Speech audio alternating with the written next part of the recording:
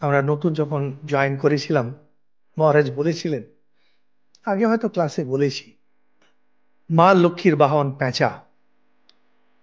মা লক্ষ্মী একবার খুশি হয়ে ওই পেঁচাকে একটা মুক্তাহার দিয়েছেন, দিয়ে বলছেন যে দেখো, এই বিশ্ব ব্রহ্মাণ্ডে যে সবচেয়ে সুন্দর, তাকে তুমি এটা দিয়ে দিও, যাকে ভালোবাসি তাকে গিফট দিই। পেঁচা স্বর্গলোক দেবলোক ঘুরে ঘুরে সে সুন্দর আর কাউকে দেখতে পাচ্ছে না।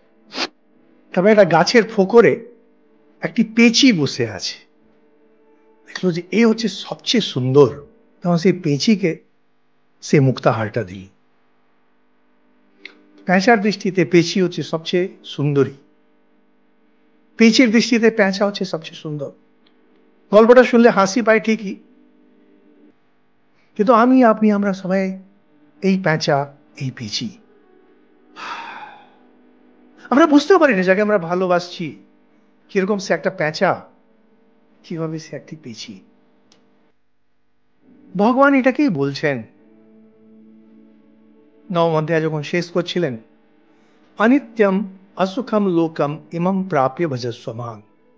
এই জগৎটা অনিত্য, এখানে সুখ বলে কিছু নেই। আর যখন এটা বুঝিয়ে নেবে তখন কি করবে? ভজস্ব মাং, আমার ভজনা কর, আমাকে ভজো।